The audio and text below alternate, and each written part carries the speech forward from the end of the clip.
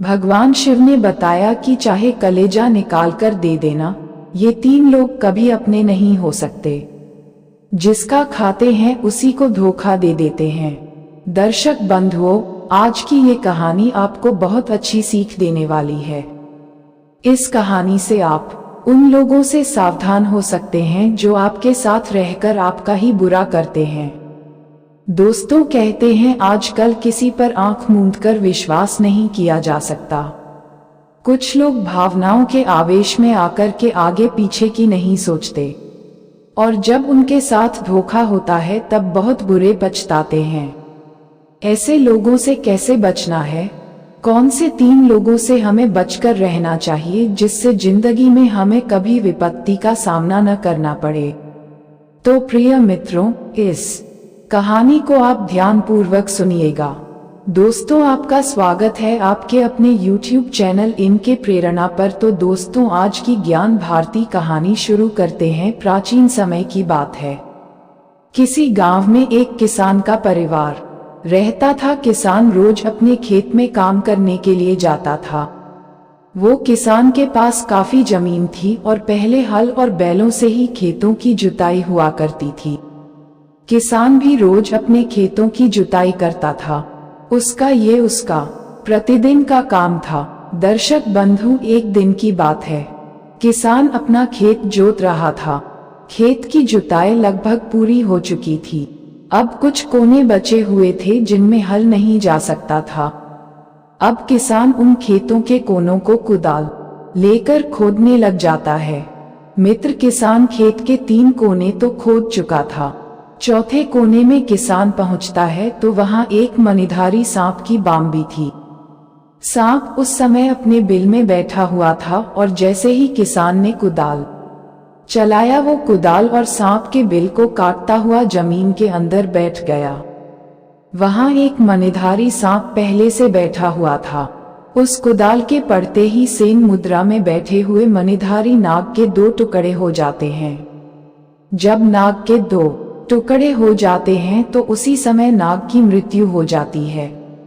मित्रों, किसान को क्या पता था कि ये एक मणिधारी सांप है। किसान ने तो उसे साधारण सर्प समझा था, परंतु किसान जब सर्प के 2 टुकड़े देखता है तो किसान सर्प को कटा हुआ देखकर बड़ा दुखी हो जाता है।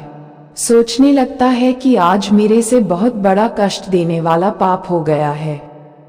किसान अपने मन ही मन में बहुत पश्चाताप करता है। मित्रों, किसान उन दोनों सर्प के टुकड़ों को दूर हटाकर रख देता है और गौर से देखता है तो फिर उसे उसकी खुदी हुई बाम्बी के अंदर एक छोटा सा सांप का बच्चा दिखाई देता है। ये देखकर किसान और भी ज्यादा दुखी हो जाता है। सोचने लगता है कि सांप का जो बच्चा है, लगता है वो इसी सांप का है, लेकिन ये सांप तो मर चुका है। ये सर्प मेरी कुदाल से कट गया है। सर्प की मृत्यु हो चुकी है। अब इस सांप के बच्चे का पालन पोषण कौन करेगा? मित्रों, वो किसान बड़ा ही दयालु किसान था। धर्म कर्म को अच्छी तरह से जानता था। यही सोचकर वो किसान एक प्रतिज्ञा लेता है कि सांप के बच्चे के सर से उसके पिता का साया मेरी वजह से उठा है। इसलिए मैं ये प्रतिज्ञा लेता हूँ कि सांप के बच्चे को मैं अपने बच्चे की तरह इसका पालन पोषण करूंगा और इस सांप के बच्चे को अपने पुत्र की भांति ही रखूंगा। यही सोचकर वो किसान और सांप के बच्चे को अपने घर ले आता है। घर ला करके अपनी पत्नी से कहता है, हे प्रिय, ये सांप का बच्चा है और इसका पिता मेरे हाथों धोखे से मारा गया है।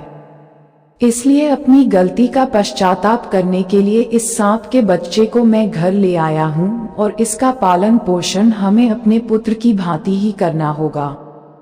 मित्रों, आपको बता दें कि उस किसान के घर में भी एक छोटा सा बच्चा था जो अभी छोटा सा ही था।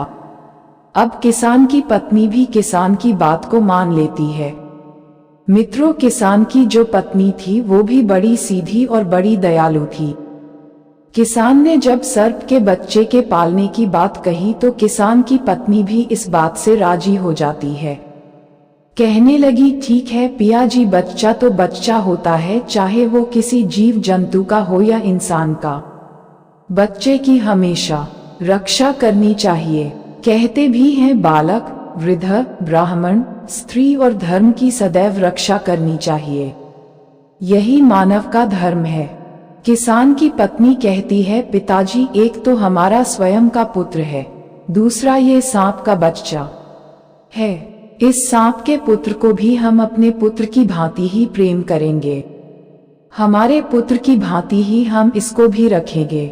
मित्रों, किसान उस नाग के बच्चे को पालने लगता है। उसे बड़े प्यार से अपने पुत्र की तरह खिलाता पिलाता है। मित्रों, अब उधर उस नागिन का हाल सुनिए, जिसे जानकर आप भी हैरान रह जाएंगे। जिस वक्त किसान के हाथों सांप मारा गया था, उस वक्त उस बिल के अंदर वो मणिधारी नाग और उसका बच्चा ही था। लेकिन नागिन उस समय बिल के अंदर नहीं थी। नागिन उस समय एक परी का रूप धारण करके इंद्रलोक को गई थी। जैसे ही उस नागिन का पति मृत्यु को प्राप्त होता है, तो नागिन इंद्रलोक में उसे अपशकुन दिखाई देने लगते हैं, क्योंकि जो स्त्री पतिव्रता होती है, कहते ही उन्हें माता देवी की शक्ति मिल जाती है। नागिन इंद्रलोक में भयंकर अपशकुन देखकर घबरा जाती है। वो फौरन अपने बिल के पास आती है, तो नागिन देखती है कि उसका पति सर्प 2 टुकड़ों में कटा पड़ा है, मरा पड़ा था। ये देखकर इच्छाधारी नागिन बड़ी दुखी होती है, विलाप करती है, चिल्लाती है, लेकिन कुछ नहीं होने वाला था। अब वो नागिन उस बिल के अंदर घुसकर जाती है और अपने बच्चे की तलाश करती है, तो उस नागिन को उसका बच्चा भी नहीं मिलता है। अब वो नागिन और भी ज्यादा दुखी हो जाती है, बहुत रोती चिल्लाती है, विलाप करती है, क्योंकि अब उस नागिन का पूरा परिवार ही उजड़ गया था। एक तो उसका पति मर गया था, दूसरा उसका पुत्र नहीं मिल रहा था। अब नागिन सोचने लगती है कि जिसने भी मेरे पति को मारा है, उसी ने शायद मेरे पुत्र को भी मार दिया है। यही सोचकर नागिन खूब जोर जोर से रोती है, खूब चिल्लाती है, लेकिन नहीं तो उसका पति जीवित होता है और ना ही उसको उसका पुत्र मिल पाता है। ये देखकर नागिन का क्रोध भड़क जाता है और नागिन भी अपने पति की मरी हुई लाश के सामने जाकर एक प्रतिज्ञा लेती है। और नागिन प्रतिज्ञा इस तरह की लेती है कि जिसने भी मेरे पति को मारा है, मेरे पुत्र को मारा है, उसका भी मैं वंश खत्म कर दूंगी।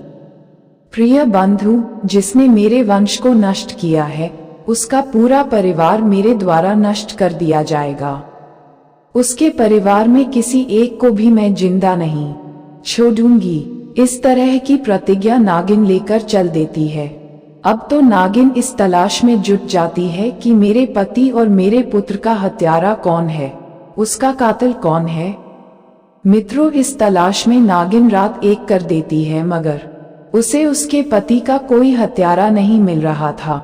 इधर क्या होता है, दूसरे दिन फिर से किसान अपने खेत में जाता है और बची हुई जमीन को कुदाल से खोदने लग जाता है।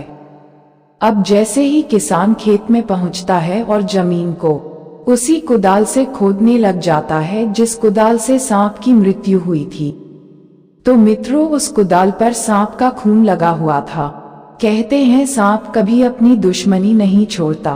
अब नागिन भी उस दिन उसी बिल के पास बैठी हुई थी, अपने पति की लाश के आसपास ही मंडरा रही थी। अब जैसे ही किसान उस कुदाल को लेकर जमीन खोदने लगता है, तो उस नागिन की नजर उस कुदाल पर चली जाती है और कुदाल को देखने लगती है कि उस पर तो उसके ही पति का खून लगा हुआ है। कुदाल पर लगे खून को देखकर नागिन सोचने लगती है, लगता है ये वही दुष्ट है जिसने मेरे पति और मेरे बेटे को मारा है। मित्रों, अब नागिन को ये पता चल जाता है कि उसका पुत्र और उसके पति का कातिल कौन है। अब नागिन अपनी प्रतिज्ञा पूरी करने में लग जाती है कि जब तक मैं इस किसान का वंश नहीं मिटा दूंगी, तब तक शांति से नहीं बैठूंगी। मित्रों, नागिन सोचने लगती है कि सबसे पहले इस किसान के घर का पता लगाऊंगी, उसके बाद ये पता लगाएगी कि इसके परिवार में कितने लोग हैं। उसके बाद एक एक को डसना शुरू करूंगी, एक एक को गिन गिन के मृत्यु के मुख में पहुंचा दूंगी। मित्रों, इस तरह की एक रणनीति वो नागिन बना लेती है। जैसे ही वो किसान शाम के वक्त खेतों में से काम बंद करके और अपने घर की तरफ लौटता है, अपने घर को जाता है, तो उस किसान के पीछे पीछे वो नागिन भी किसान के घर की तरफ चल देती है। जैसे ही किसान अपने घर के अंदर जाता है तो नागिन भी किसान के पीछे पीछे उसके घर पहुंच जाती है। अब किसान घर के अंदर घुस जाता है। किसान की पत्नी दरवाजा बंद कर लेती है और नागिन बाहर ही रह जाती है। अब नागिन किसान के घर के अंदर प्रवेश करने के लिए जगह ढूंढती है, लेकिन उसको कहीं पर नागिन को नजर आता है जो पालने में झूल रहा था। अब नागिन सोचने लगती है कि क्यों ना इस किसान के पुत्र को सबसे पहले खत्म कर दूं, ताकि इसको ये पता चले कि पुत्र का वियोग क्या होता है। यही सोचकर वो नागिन किसान के पुत्र के पालने की तरफ बढ़ जाती है और पालने पर चढ़कर ये कोई पुत्र दर्शक बंधु किसान की पत्नी भी अब अपने पुत्र को पालने की तरफ दौड़ती है। दोनों पति पत्नी अपने पुत्र के पालने की तरफ दौड़ते हैं और अपने पुत्र को जाकर के देखते हैं तो उनके पुत्र को नागिन ने डस लिया था। किसान और किसान की पत्नी चिल्लाते हैं, विलाप करते हैं, अपने पुत्र को गोद में उठा लेते हैं और इधर उधर भागने की कोशिश करते हैं। सोचने लगते हैं कि किसी वैद्य से इसका उपचार करवा दें, लेकिन अब रात्रि के समय कोई भेद नजर नहीं आता है। मित्रों, उस जमाने में कोई हॉस्पिटल नहीं थी, कोई भी ऐसी चिकित्सा व्यवस्था नहीं थी, सिर्फ और सिर्फ वैद्य हुआ करते थे। अब कुछ ही देर में किसान के पुत्र के अंदर जहर चढ़ जाता है और जैसे ही जहर चढ़ता है तो किसान के पुत्र के मुख से झाग निकलने लगते हैं। उसकी आंखें नीली पड़ जाती हैं, पूरा बदन नीला पड़ जाता है। धीरे धीरे किसान के पुत्र के प्राण पखेरु उड़ जाते हैं। मरे हुए पुत्र को देखकर दोनों पति पत्नी खूब रोते हैं, खूब चिल्लाते हैं। लेकिन अब क्या होने वाला था? अंततः किसान अपने पुत्र का दाह संस्कार कर देता है और अपने दिल पर एक पत्थर रखकर सोचने लगता है कि नागिन ने अपना बदला पूरा कर लिया है। उसने उसके पति के बदले में मेरे पुत्र की जान ले ली है, इसलिए नागिन का बदला पूरा हो चुका है। अब मैं नागिन के पुत्र को ही अपना पुत्र समझूंगा और उसी के सहारे हम दोनों पति पत्नी अपना जीवन व्यतीत करेंगे। क्योंकि बंधु नागिन का जो पुत्र हमारे पास है उसको हम हमारे पुत्र की भांति पालन पोषण करेंगे। अब वो किसान और किसान की पत्नी उस नागिन के पुत्र से बेइंतहा मोहब्बत करने लग जाते हैं। उसकी हर छोटी छोटी चीजों का ख्याल रखते हैं, हर जरूरत का ख्याल रखते हैं। दोनों पति पत्नी नागिन के बच्चे की सेवा में लग जाते हैं, उसी को ही अपना पुत्र मान लेते हैं। कुछ समय कुछ दिन निकलने के बाद नागिन फिर से किसान के घर में आती है। अब की बार नागिन सोच कर आती है कि इस बार मैं किसान को खत्म कर दूंगी जिसने मेरे पति की हत्या की है। मेरे पुत्र के हत्यारे को मैं जीवित नहीं छोड़ूंगी। यही सोचकर नागिन किसान के घर में प्रवेश कर जाती है और जैसे ही नागिन किसान के घर में प्रवेश करती है तो नागिन देखती है कि किसान और किसान की पत्नी एक सांप के छोटे से बच्चे को दूध पिला रही है और बड़े प्यार से लाड प्यार दुलार कर रही है। पुत्र पुत्र कहकर के नागिन के बच्चे को दूध पिला रहे थे। ये देखकर नागिन बड़ी चकित रह जाती है।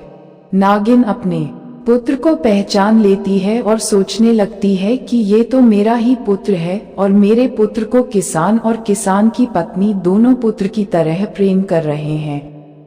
ये देखकर नागिन बड़ी आश्चर्यचकित हो जाती है और अपने मन में गिलानी से भर जाती है। नागिन सोचती है कि मैं तो इस घर में एक बदले की भावना से आई थी। मैं तो ये सोच रही थी कि इस किसान के संपूर्ण परिवार को नष्ट कर दूंगी, एक भी इंसान को जीवित नहीं छोड़ूंगी। लेकिन किसान और किसान की पत्नी तो बड़ दयालु हैं, बड़े धार्मिक प्रवृत्ति के हैं, जो मेरे पुत्र को अपने पुत्र की भांति प्रेम कर रहे हैं। इस नजारे को देखकर नागिन रोने लगती है। अपनी आंखों से आंसू बहाती है और अपने किए हुए पर पश्चाताप करती है। अब नागिन किसान के घर से वापस निकलकर चली जाती है और अपने पति के मृत शरीर के पास जाकर अपने पति से कहने लगती है, हे नाथ, मेरे द्वारा बहुत बड़ा पाप हुआ है। हो सकता है किसान से आपकी मृत्यु किसी अनजाने में हुई हो, किसी हादसे का शिकार हुआ हो, लेकिन मैंने जानबूझकर किसान के पुत्र को मौत के घाट उतार दिया है। इसी बात की मुझे बहुत बड़ी ग्लानि हो रही है और किसान की पत्नी दोनों ही बड़े धार्मिक प्रवृत्ति के हैं, जो हमारे पुत्र को अपने पुत्र की तरह प्रेम कर रहे हैं। मित्रों, अब नागिन बहुत पश्चाताप करती है, रोती चिल्लाती है और अपनी करनी पर पछताती है। अब 1-2 दिन बाद में फिर से वो नागिन किसान के घर में जाती है। अब की बार ये सोचकर जाती है कि वास्तव में किसान और किसान की पत्नी मेरे पुत्र से प्रेम कर रहे हैं या फिर ऐसे ही कोई दिखावा कर रहे हैं। तो फिर नागिन दोबारा से देखने जाती है, तो उसने जाकर के देखा कि वास्तव में किसान और उसकी पत्नी इस तरीके से बातें कर रहे थे कि हमारे तो कोई पुत्र नहीं है, हमारे एक पुत्र था, वो खत्म हो गया। अब हमारा पुत्र सिर्फ नागिन का बच्चा है, यही हमारा पुत्र है और इसी के सहारे हम हमारा जीवन व्यतीत करेंगे। इस बात को सुनकर नागिन बड़ी आश्चर्यचकित हो जाती है और नागिन को ये संपूर्ण विश्वास हो जाता है कि किसान मेरे पुत्र से बेइंतहा मोहब्बत करते हैं, अपने पुत्र की बहुत प्रेम करते हैं। अब नागिन अपनी गलती का पश्चाताप करने के लिए सोचने लगती है कि मैंने उनके पुत्र को खत्म किया, यह अच्छा नहीं किया। अब मैं ऐसा क्या करूं जो इस पाप से बच जाऊं। बंधुओं, नागिन पश्चाताप करने के लिए शिवजी के मंदिर में जाती है और भोलेनाथ की परिक्रमा करती है। ऐसा कहा जाता है कि नाग और नागिन भोलेनाथ के परम भक्त होते हैं और जब नाग नागिन दिल से यदि भोलेनाथ से कुछ भी चीज मांगते हैं तो देवाधिदेव महादेव नाग और नागिन की इच्छा को पूरा जरूर करते हैं। उसी दिन से नागिन भोलेनाथ की पूजा शुरू कर देती है। अब वो नागिन भोलेनाथ से सिर्फ एक ही चीज मांगती है कि हे प्रभु, मैंने जाने अनजाने में किसान के पुत्र को खत्म कर दिया है, उसका वंश नष्ट कर दिया है और अब मैं ये चाहती हूँ कि उस किसान को किसी भी तरीके से एक पुत्र की प्राप्ति हो। नागिन की पुकार को भोलेनाथ सुन लेते हैं। कुछ दिनों बाद में एक पंडित और एक पंडित यानी एक छोटे से नवजात बालक को लेकर दौड़ते हुए उस किसान के घर आते हैं और किसान से आकर के कहते हैं कि भैया, हमारे पीछे कुछ बदमाश पड़े हुए हैं और वो लोग हमारे पुत्र को मार देना चाहते हैं, हमको मार देंगे, इसलिए हम चाहते हैं कि आप हमारे पुत्र को किसी भी तरह से प्राण बचा लो, इसलिए कुछ देर के लिए आप हमारे पुत्र को संभाल लीजिए। मित्रों, ये कहकर पंडित और पंडित जी दोनों अपने बच्चे को किसान की गोद में थमा जाते हैं और वहां से भाग जाते हैं। फिर इधर किसान और किसान की पत्नी पंडित और पंडित के पुत्र को गोद में ले लेते हैं और अपने मकान के अंदर चले जाते हैं। मित्रों, दूसरे दिन जैसे ही किसान खेतों में काम करने के लिए जाता है तो वो वहां देखता है कि खेतों में पंडित और पंडित यानी जिन्होंने वो बच्चा लाकर दिया था, वे दोनों खेत में मरी पड़ी थी। ये देखकर किसान बड़ा दुखी हो जाता है, सोचने लगता है कि जिस पंडित ने हमारे लिए पुत्र दिया था, वो लोग तो यहाँ मरे पड़े हैं। अब वो किसान पंडित और पंडित जी का दाह संस्कार करता है, उनका अंतिम संस्कार करता है। उसके बाद किसान और किसान की घरवाली पंडित के पुत्र का लालन पालन अपने पुत्र की तरह करने लगते हैं, उसको अपना ही पुत्र मानने लगते हैं। दर्शक बंधु, अब एक दिन की बात है, नागिन किसान के घर में आती है और किसान अपने दोनों पुत्रों को खिला रहा था, यानी सांप के पुत्र को भी खिला रहा था और पंडित के पुत्र को भी खिला रहा था। तभी नागिन किसान के घर में पहुंचती है और वो ये नजारा देखकर बड़ी खुश होती है। वो ये देखकर बड़ी प्रसन्न होती है, सोचने लगती है कि किसान वास्तव में बड़ा धर्मात्मा आदमी है। बड़ा ही पुण्यात्मा है, यही सोचकर नागिन वहां से वापस लौटने लगती है। लेकिन फिर से नागिन के दिमाग में विचार आता है कि अब मेरे भी जीने की कोई इच्छा नहीं है। एक पतिव्रता स्त्री पति के बिना अपने जीवन को जीवन नहीं मानती। मित्रों, नागिन ने भी अपनी जिंदगी खत्म करने का फैसला कर लिया। उस नागिन के पास में एक नागमणि थी। अब नागिन धीरे धीरे किसान के पास जाती है और किसान के पास जाकर एक औरत का रूप धारण करती है। औरत का रूप धारण करके उस किसान से कहती है कि हे किसान, मैं तुम्हें एक चीज देना चाहती हूँ, इस चीज को तुम्हें संभाल कर रखना है। ये बड़ी ही मूल्यवान है और ये चीज तुम्हारे घर में हमेशा रहनी चाहिए। कभी किसी को इसे छूने भी मत देना, किसी अन्य व्यक्ति को इसे भूलकर भी मत बताना। मित्रों, तब नागिन किसान को अपनी नागमणि दे देती है। नागमणि देने के बाद औरत के रूप से फिर से नागिन बन जाती है। अब वो किसान समझ जाता है कि ये स्त्री वही नागिन है। नागिन अपने पुत्र को सहलाती है और अपने पुत्र को दुलारने के बाद किसान से कहती है, किसान, तो मेरे पुत्र का हमेशा ख्याल रखना, लेकिन इतना ज्यादा विश्वास भी मत करना, क्योंकि हमारी जो प्रजाति है ये बड़ी ही दुष्ट प्रजाति में गिनी जाती है। इसलिए मेरे पुत्र पर इतना ज्यादा विश्वास भी मत करना, क्योंकि दुनिया में कुछ ऐसे लोग भी हुआ करते हैं जो कभी यारी दोस्ती और कोई रिश्ता नहीं मानते।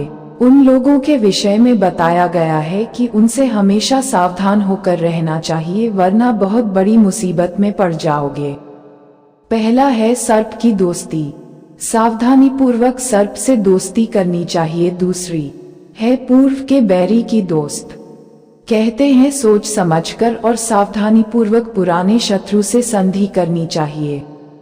पूर्व का बैरी किसी भी समय अपने बैर को याद करके आपके साथ धोखा कर सकता है। कहते हैं जैसे देवराज इंद्र ने अपने पुराने बैर को याद करके अपने दामाद पुलोमा को मार दिया था। इसलिए पुराने शत्रु की मित्रता अच्छी नहीं होती। तीसरी है अत्यंत लोभी की मित्रता। अत्यंत लोभी की मित्रता कभी विश्वास के लायक नहीं होती है। अत्यंत लोभी लालची व्यक्ति कभी भी लालच में आकर आपके साथ दगा कर सकता है। चौथी है चापलूस की मित्रता। चापलूसी व्यक्ति सिर्फ अपने फायदे के लिए ही आपकी जी हुजूरी करता है। मौका पड़ने पर वो आपका अनिष्ट भी कर सकता है। वेश्या की मित्रता भी स्वार्थ तक ही होती है। उसको जो अपना समझता है वो महामूर्ख कहलाता है। कहते हैं जैसे सपने की माया पर, रोगी की काया पर और बादल की छाया पर भरोसा नहीं किया जा सकता, उसी तरह इन पर भी कभी भरोसा नहीं करना चाहिए। नागिन बोली, हे किसान, अब मेरा पुत्र स्वयं की रक्षा करने में समर्थ है। ये बड़ा हो चुका है। यदि मेरा पुत्र कभी भी भविष्य में तुम्हारे साथ कोई गलत करता है तो तुम्हारे पास मेरी नागमणि है। जब भी मेरा पुत्र किसी को गलती से डस भी ले तो इस नागमणि को उस स्थान पर रख देना। जिस जगह नागिन से डसा हो तो तुरंत उसका जहर खत्म हो जाएगा और वो व्यक्ति स्वस्थ होकर एकदम जीवित हो जाएगा। प्रिय मित्रों, ये कहकर नागिन किसान के घर से निकलकर चली जाती है और अपने पति के पास जाकर अपने प्राणों को त्याग देती है। उसके बाद किसान नाग और नागिन दोनों का भी दाह संस्कार करता है। मित्रों, इस तरीके से उस इच्छाधारी नाग और नागिन को मरने के बाद देवत्व की प्राप्ति होती है। देवरूप पाकर वे दोनों भगवान शिव के धाम चले जाते हैं। उसके बाद किसान पंडित के पुत्र और नागिन के पुत्र यानी दोनों को अपने पुत्र की भांति पालने लगता है। लेकिन किसान को नागिन की बातें भली भांति याद थी, इसलिए किसान उस नाग के जवान होने पर उसे जंगल में छोड़ देता है। कहते हैं मित्रों, जिस धन से या किसी वस्तु या व्यक्ति से भविष्य में कोई नुकसान होने की संभावना हो, कोई विपत्ति आ जाए तो उसका त्याग पहले से ही कर देना चाहिए। जो लोग मुसीबत के आने पर होश में आते हैं वो उस मुसीबत के द्वारा नष्ट हो जाते हैं। जो लोग दूर की सोचकर काम करते हैं और विपत्ति आने से पहले ही उसका उपाय कर लेते हैं, उनके जीवन में कभी पछताने का या रोने का अवसर नहीं आता।